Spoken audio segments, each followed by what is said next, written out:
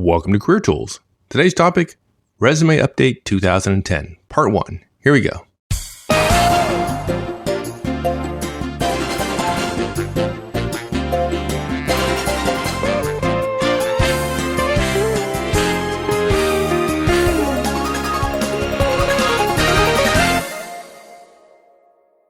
You know, Mark, in the last 2 years, we've produced a cast updating our resume advice, and it just wouldn't seem right not to do it for 2010 because, of course, people don't need resumes this year because the economy and the job market in particular is so flippin' good, right? Why would they want to listen to this? Right. Hey, look, everyone knows we have a bit of a countercultural standard regarding resumes, but the fact is we need to always be thinking about our core career marketing document because resume and hiring trends are always changing. The focus on what you've done and how well you've done it. I mean, I can't say that often enough, right? What you've done and how well you've done it is what hiring people want to see. Okay. But the trends around those things, how they're presented, how interviews might be changing, how recruiters are looking at things and thinking about things, those are always changing. And we want you to be both aware of the trends and what they mean and how to adapt your resume or even more broadly, in some cases, your search so that you're aware of them. So we have 4 recommendations this year. The first one is we want to recommend you conduct your job hunt strategically. It's surprising to us a little bit. We oughtn't be surprised, but we are surprised about how people aren't thinking about updating their resume and so on. So we're going to talk about how to think differently about job search sites and so on. And we're going to mention LinkedIn. Hopefully people know that we're fans of LinkedIn if you've listened to that cast. So we're going to make some recommendations about thinking differently about your job hunt in light of the market. Point 2, we do not recommend video resumes. Oh, please, no. I'm begging you, no. Oh dear, no. Third point is there's a real trend, thanks to LinkedIn, thanks to the internet, thanks to internet's all right, thanks to the profusion of tools that are available to disintermediate the market. We want you to react to the direct sourcing trend.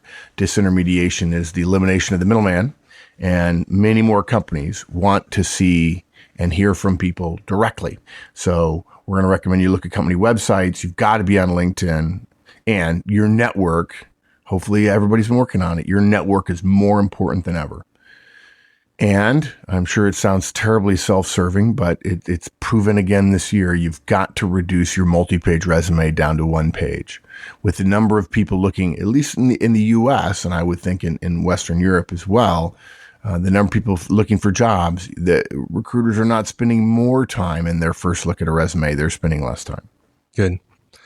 Now, our first point is conduct your job hunt strategically. Now, why is that so important today versus a year or 2 years ago? What's changed? Okay, so look, this cast will come out in the middle of 2010, right? There's news afoot that the recession is over and prosperity is coming. But despite leading indicators getting better, right? The economic situation is getting better or less worse, depending upon how you want to look at it. The employment situation is improving much more slowly. Now, part of this is simply because the employment system, much like the supply chain in the world, has leaned out a great deal, and companies don't do boom and bust hiring as much as they did anymore. And they've learned that sometimes on some teams, 6 can do the work of 8, provided the right work is getting done. And there's still a long way to go in terms of not necessarily the technology, but the crispness of thinking regarding how mid to larger companies see and think about how many people they employ. Companies generally talk about total productivity, but individual managers have such enormous impact on that I think we've got 50 to 100 years to go to get companies thinking truly strategically about people as a resource. When I think about what's happened to the supply chain in the world and how tight it is and how quickly it can respond to fairly small variations in supply and demand factors. And then I compare the talent management, the talent pipeline to it. I just laugh. I mean, it's literally dark ages stuff. There were so many problems in industry in terms of hiring in 08 and 09. Really, there's going to have to be some much more dramatic change to get us back to the employment levels of, say, 06 or 07. And that change isn't happening yet. Companies made pretty deep cuts to get through the tough times. And I think to some degree, I know this is hard to hear, but I think rightfully so. I generally don't agree with what articles say that companies cut too deep and now everybody who's there is stressed out and nobody's happy and they're thinking about quitting. I'm sorry, that's not right. I certainly agree that that is true. I think we as managers have an opportunity to change that by saying, look, here are the things we're not going to do. Let's be clear about the things we have to do. And I think if you're saying to yourself right now, but wait, Mark, my manager says I have to keep doing everything. I said, okay, I'm not arguing that you have a bad manager. You do. Your manager doesn't know what's important and what's not. Or if she does, she's not making the choices and helping you decide what's not going to get done. Because if everybody was fully busy before, it's not as if magically everybody can stay fully busy, but more work is going to magically get done. It just doesn't work that way.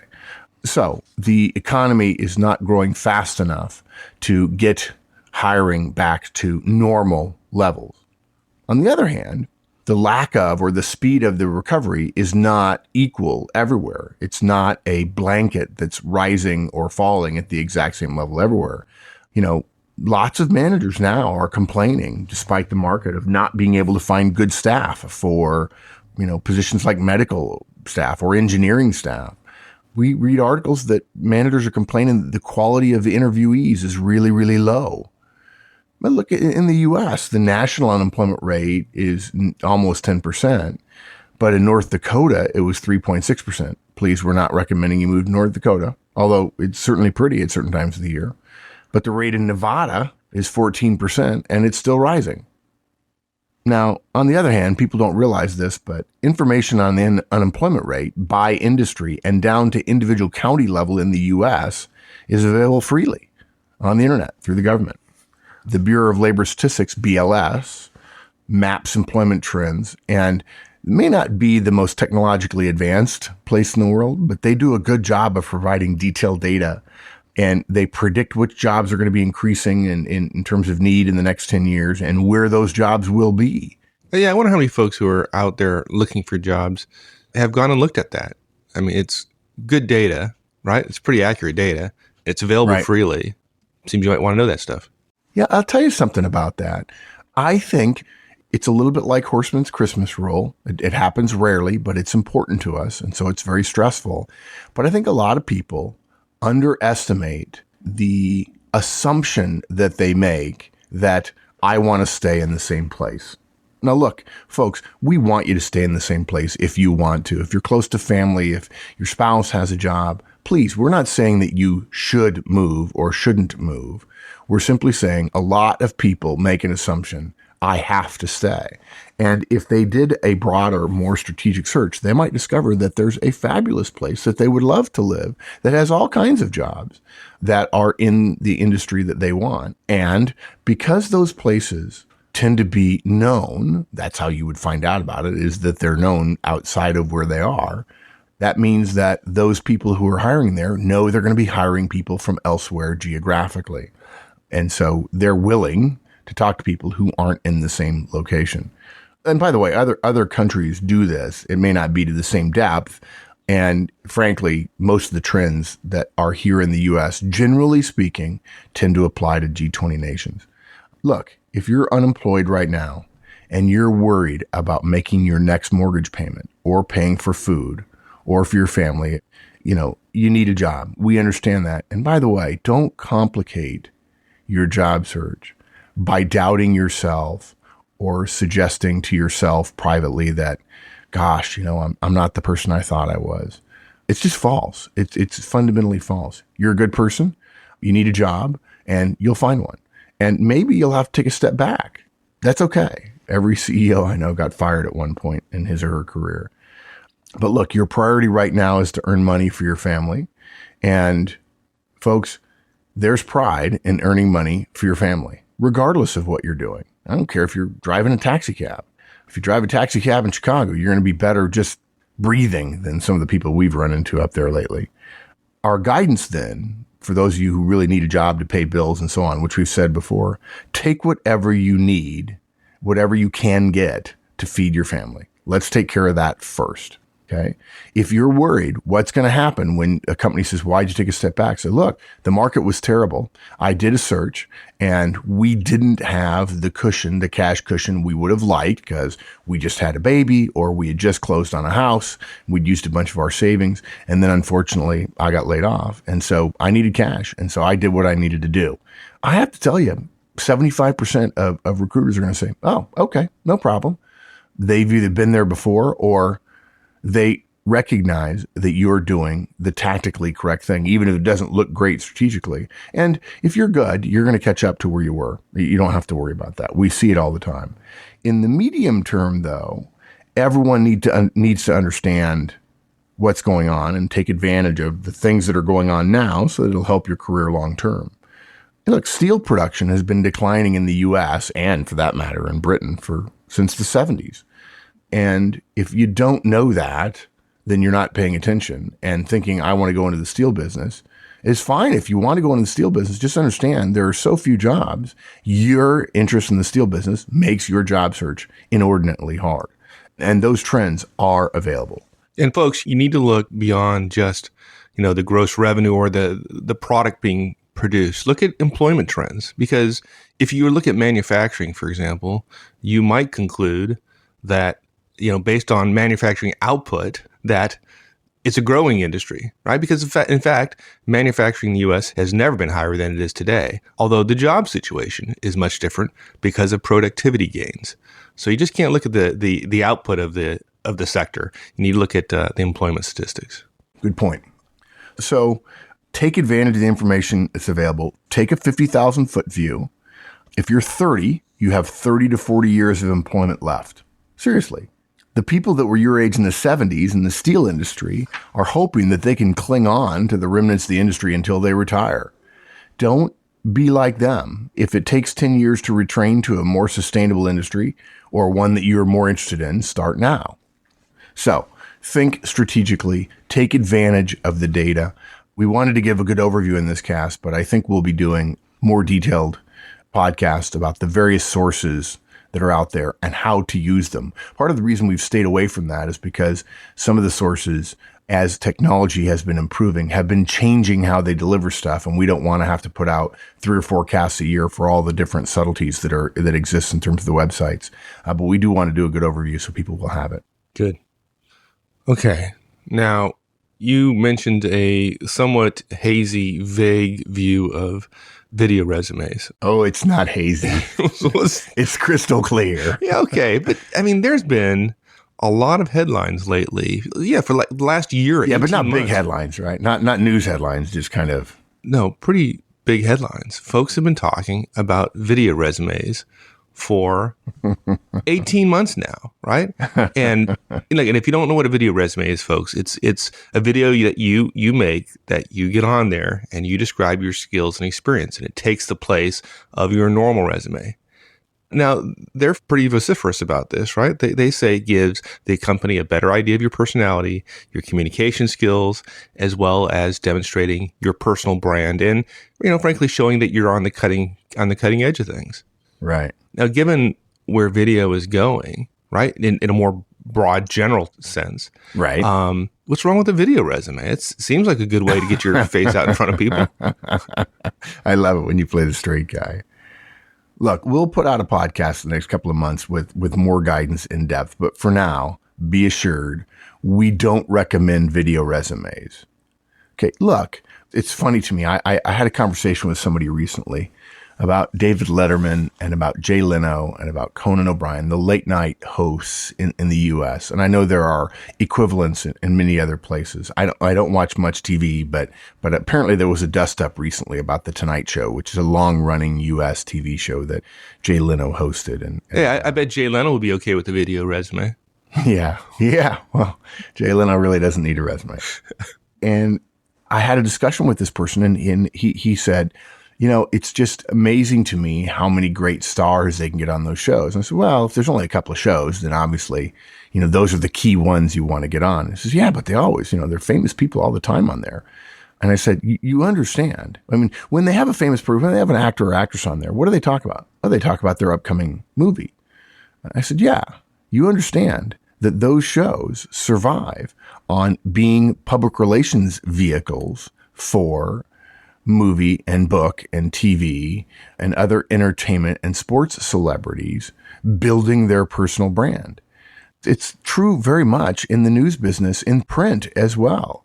What drives print media often is not necessarily reporting, oh, I'm reporting that there's a new movie coming out. It's a public relations person sending a thing saying, would you like to interview this person? Because your listeners, your readers will want to hear about it, and that helps us sell more tickets. It's literally about economics. It's advertising. That's what it is. It's an advertising vehicle. And the idea that the show is fabulous because these great people are on it, or these people want to be on it because it's just a great show, is crazy. It's because they get booked on the show because they're trying to advertise. Well, the same thing's true with these headlines. Print is the same way. The video resume trend is not that big, and there are public relations firms that work for firms that put out video resumes that are calling every single person in every news source everywhere in the country talking about, you should do a story about this. Let me tell you, this other newspaper did this story. Hey, it's on the web. Here's a printout of a recent article at this company's website about how important video resumes are. And you read 30 of these and you discover they all have the same catchphrases. They all have the same verbiage. They all have the same parsing of sentences. Why? Because it comes right out of a public relations press release, right? Yep. The noise about how great video resumes are is being made by companies who offer services which will help you to make the video resume. Since they're selling the services, it's in their interest to make it sound as if you're missing out on an opportunity by not having one. Well, you are. You're missing out on an opportunity on looking stupid. Right? There is very little noise from high. Here's I wish you stopped being so fuzzy about your view on this. Yeah, right. I mean, look, and I hope that doesn't come across as dark Mark thinking. Look, everybody tries so hard to soften everything, but if somebody spends hours getting ready for a video resume, and hopefully we assume it would include a haircut, and then only 2 people see it, and you could have spent those hours preparing for interviews and digging into your background and doing our general store analogy exercise to really learn about yourself, which is what the interview is about. It's a shame. It's a crying shame. It would be a terrible waste for time to be spent on video resume. So I want to be blunt because I don't want people to waste their time, particularly if they're thinking about feeding their family. Here's the key, folks. There is very little clamor. There's very little noise coming from hiring managers or recruiting departments or HR saying they want video resumes. I know everybody decries the idea that, oh, my resume only gets 30 seconds look, or even 15 seconds, right? Which is part of the reason why having more on one page is better, and having it really narrowly defined as what I've done and how well I've done it is also better. And HR might say, it'd be great to have more time. I'd love to look at videos. You might have an HR person say, yeah, that'd be great. They're talking in the abstract. The fact is they are, to some degree, tied to the process of going through 100 resumes in 20 minutes. You can't go through 100 video resumes in 20 minutes. You just can't do it, right? Because now you have to listen at the speed that someone else is talking, as opposed to learn at the speed you can read yourself, which is always faster than someone else talking. So the process by which your resume gets screened, your printed resume, may be frustrating for some, but it is in fact a core part of how job searches are done, and it's efficient after a fashion, much more efficient than a video resume.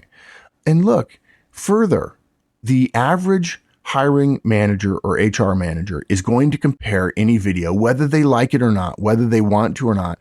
They're going to compare the video of you in a talking head moment with the quality and crispness and production values of the other things they see that look like talking heads, which is network news, which is shot on high definition cameras with special lights, with perfectly coiffed people whose job description includes in part looking good for the camera, having a completely proportional and symmetric face. That know how to talk and got voice and diction lessons in order to sound good, right? They're actually worried. HR is worried about the legal issues, about making judgments in 5 seconds based on how somebody looks.